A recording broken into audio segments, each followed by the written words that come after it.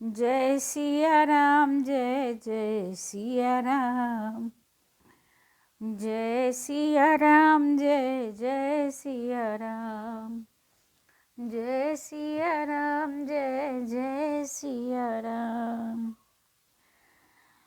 जय सिया राम, जय जय सिया राम। जो ध्यावे फल पावे, दुख बिन से मन का। सुख संपत्ति घर आवे, कष्ट मिटे तन का। तुम पूरन परमात्मा, तुम अंतर्यामी। स्वामी तुम अंतर्यामी।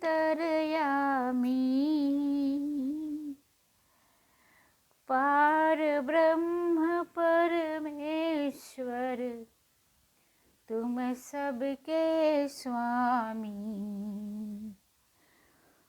ओम जय जगदीश हरे। विषय विकार मिटाओ, पाप हरो देवा। श्रद्धा भक्ति बढ़ाओ, संतन की सेवा। ओम जय जगदीश हरे।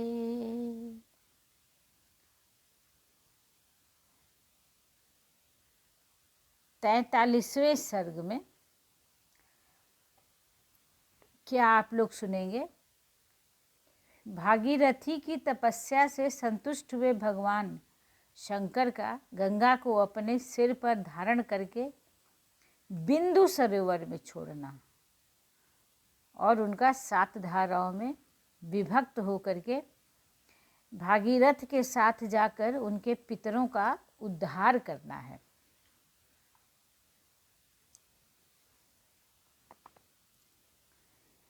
देवदेवे गते तस्मिन् संगुष्ठाग्रनिपीडितां कृत्वा वसुमतीं राम वत्सरं समुपासते।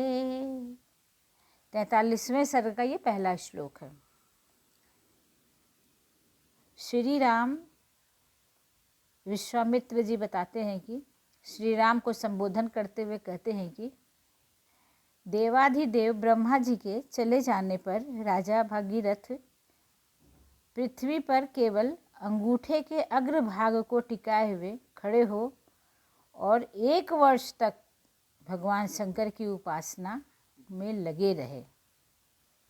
वर्ष पूरा हो जाने पर सर्वलोक वंदित उमा वल्लभ भगवान पशुपति ने प्रकट होकर के राजा से इस प्रकार कहा। ये प्रसंग बड़ा सुंदर है, इसलिए मैं पूरा कहना चाहूँगी। नरश्रेष्ठ, मैं तुम पर बहुत प्रसन्न हूँ, तुम्हारा प्रिय कार्य अवश्य करूँगा। मैं गिरिराज कुमारी गंगा देवी को अपने मस्तक पर धारण करूँगा। ततो हैमवती ज्येष्ठा सर्वलोक नमस्कृता तदा सातिं महद्रूपं कृत्वा वेगं च दुःसहम् आकाशादपतद् राम शिवे शिव शिरस्योत। श्री राम शंकर जी की स्वीकृति मिल जाने पर हिमालय की ज्येष्ठ पुत्री गंगा जी, जिनके चरणों में सारा संसार मस्तक झुकाता है, बहुत बड़ा रूप धारण करके अपने वेग को दुस्सह बनाकर आकाश से भगवान शंकर के शोभायमान मस्तक पर गिरी।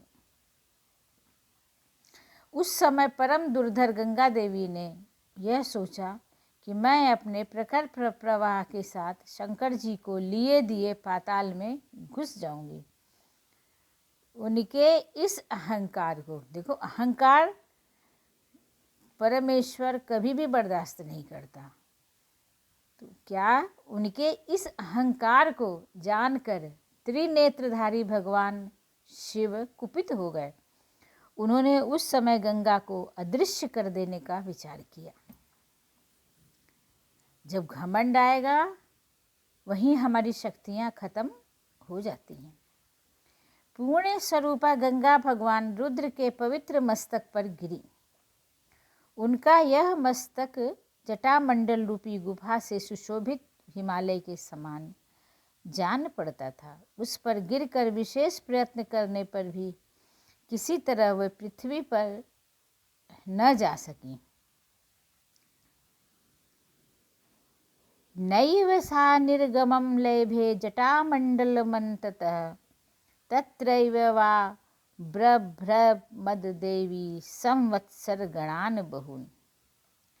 भगवान शिव के जटा में जाल में उलझकर किनारे आकर भी गंगा देवी वहाँ से निकलने का मार्ग न पा सकी और बहुत वर्षों तक जटाजूट में भटकती रहीं। रघुनंदन, हे श्री राम, जब भगीरथ ने देखा कि गंगा जी भगवान शंकर के जटामंडल में अदृश्य हो गई हैं, तब वे पुनः वहाँ भारी तपस्या में लग गए। उस तपस्या द्वारा उन्होंने भगवान शिव को बहुत संतुष्ट कर लिया।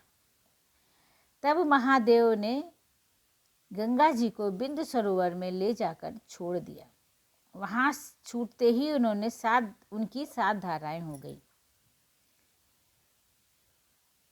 यदिनी, पावनी, नलिनी, ये कल्याणमय जल से सुशोभित गंगा को 3 मंगलमयी धाराएं पूर्व दिशा की ओर चली गईं।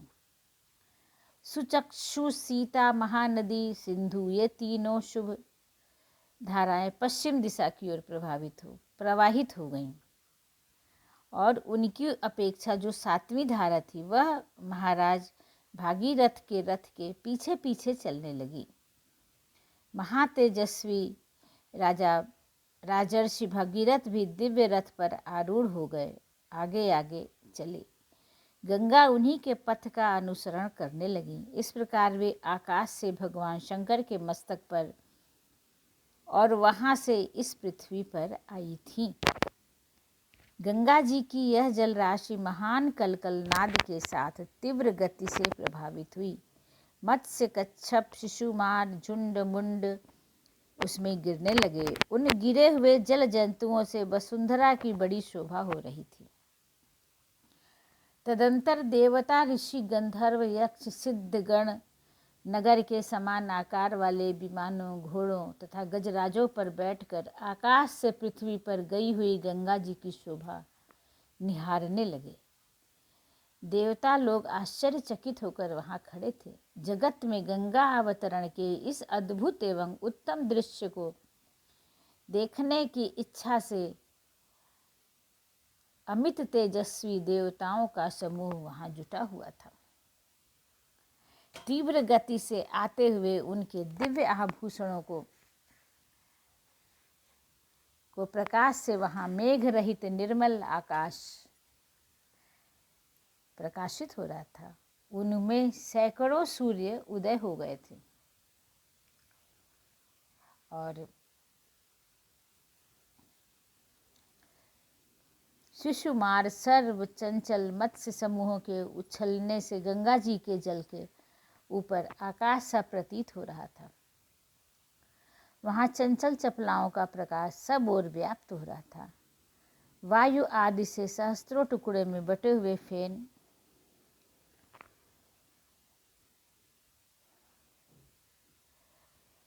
सब ओर फैल रहे थे, जैसे शरद ऋतु में श्वेत बादल और हंस उड़ रहे हों। गंगा जी की ये तेज धारा कहीं तेज थी, कहीं टेढ़ी थी और कहीं जो है चौड़ी होकर बहती थी। कहीं बिल्कुल नीचे की ओर गिरती और कहीं ऊंचे की ओर उठी हुई थी। कहीं कहीं समतल भूमि पर धीरे धीरे बहती थी, कहीं कहीं अपने ही जल से उसके ऊपर जल में बार बार टक्करें होती थी। गंगा जी का वह जल बार बार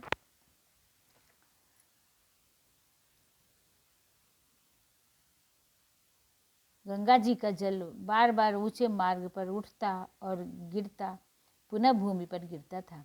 आकाश से भगवान शंकर के मस्तक तथा वहां से पृथ्वी पर गिरा हुआ वह निर्मल पवित्र गंगा जल उस समय बड़ा शोभा पाता था। जो भी श्राप के भ्रष्ट होकर आकाश से पृथ्वी पर आ गए थे, वे गंगा जल के में स्नान करके निष्पाप हो गए थे और जल के से पाप धुल जाने के कारण पुनः शुभ पुण्य से संयुक्त हो आकाश में पहुंचकर अपने लोकों को पा गए। उस प्रकाशमान जल के संपर्क में आने से ही जगत के सदा के लिए सबको संपूर्ण जगत में बहुत प्रसन्नता हुई। लोग गंगा में स्नान करके पापहीन हो रहे थे। जैसा कि पहले ही बता आए हैं कि महाराज भगीरथ दिव्य रथ पर आरूढ़ होकर के आगे आगे चल रहे थे, गंगा उनके पीछे पीछे चल रही थी। समस्त देवता ऋषि दैत्य सब उनके जो है साथ साथ चल रहे थे और सब लोग प्रसन्नता के साथ राजा भागीरथ की प्रशंसा कर रहे थे और जल राशि का आनंद प्राप्त कर रहे थे। जिस ओर राजा भागीरथ जाते उसी ओर समस्त पापों का नाश करने वाली गंगा उसी रास्ते चलती चलती आगे बढ़ रही थी।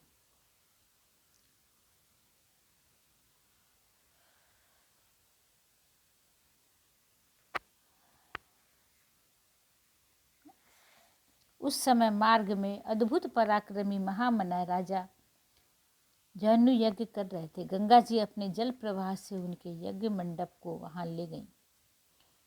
राजा जहनु और गंगा जी का गर्व समझकर कुपित हो उठे। राजा जहनु इसे गंगा जी का घमंड समझकर कुपित हो चुके। उन्होंने गंगा जी के उस समस्त जल को पी लिया। संसार के लिए यह बड़ी अद्भुत बात हुई। तब देवता गंधर्व ऋषि अत्यंत विस्मित होकर के पुरुष प्रवर महात्मा जहनु की स्तुति करने लगे। उन्होंने गंगा जी को उन महात्मा नरेश की कन्या बना दिया और उन्हें यह विश्वास दिलाया कि गंगा जी को प्रकट करके आप इनके पिता कहलाएंगे। इससे सामर्थ्यशाली महातेजस्वी जहनु बहुत प्रसन्न हुए। उन्होंने अपने कानों के छिद्रों द्वारा गंगा जी को पुनः प्रकट किया और इसलिए गंगा जहनु की पुत्री व जाह्नवी कहलाती है। गंगा जी का एक नाम जाह्नवी है। वहां से गंगा फिर भागीरथ के रथ का अनुसरण करती हुई चली। उस समय सरिता में श्रेष्ठ जाह्नवी समुद्र तट तक जा पहुंची। राजा भागीरथ के पितरों का उद्धार रूपी कार्य की सिद्धि के लिए रसातल में गईं। राजा भागीरथ भी यत्नपूर्वक गंगा जी को साथ ले वहां से चले गए और शाप से भस्म हुए अपने पितामह को अचेत सा होकर देखा। रघुकुल श्रेष्ठ वीर तदंतर गंगा जी के उस उत्तम जल ने सगर पुत्रों को की उस भस्म राशि को आप्लावित कर दिया और सभी राजकुमार निष्पाप होकर स्वर्ग में चले गए। बोलो शंकर भगवान की जय। बोलो गंगा माता की जय।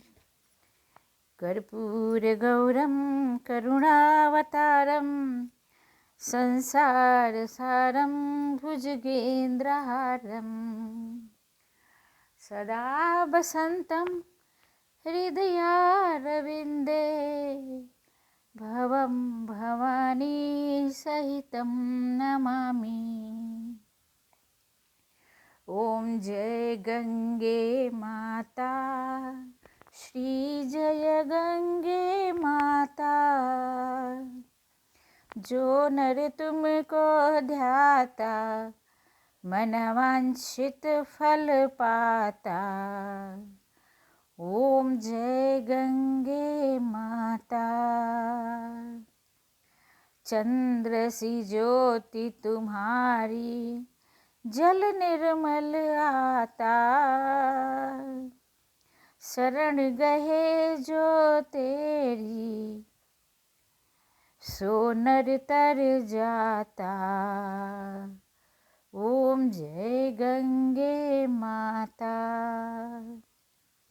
पुत्र सगर के तारे, सब जग क्यों ज्ञाता। करुणा दृष्टि तुम्हारी, त्रिभुवन सुख पाता। ओम जय जय गंगे माता।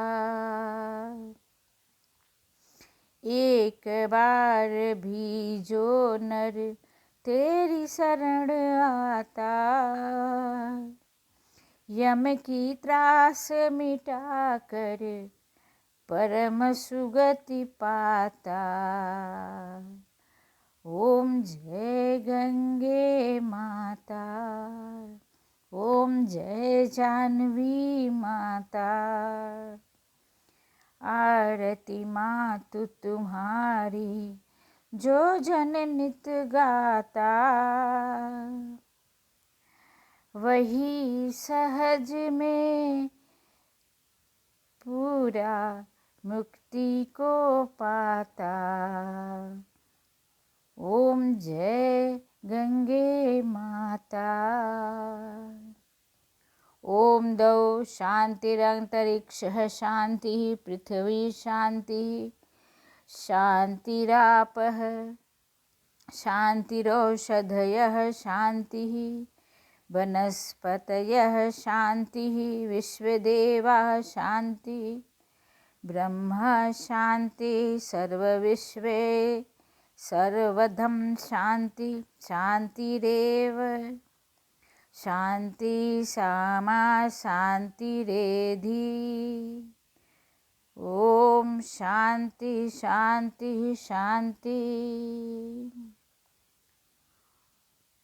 ओम ब्रह्मा मुरारी त्रिपुरांतकारी भानु शशि भूमि सुतो बुधस्त गुरुश्च शुक्र शनि राहु केतवः सर्वे ग्रहा शांतिकरा भवन्तु। रामाय रामभद्राय रामचंद्राय वेधसे रघुनाथाय नाथाय सीताया पतये नमः। रामं रामनुजं सीतां भरतं भरतानुजं सुग्रीवं वायुसूनुं च प्रणमामि पुनः पुनः। वेदवेद्ये परे पुंसी जाते दशरथात्मजे वेद प्राचेता सादासीत साक्षात् रामायण आत्मना। जय सिया राम जय जय सिया राम जय सिया राम जय जय सिया राम जय सिया राम जय जय सिया राम जय सिया राम जय जय सिया राम।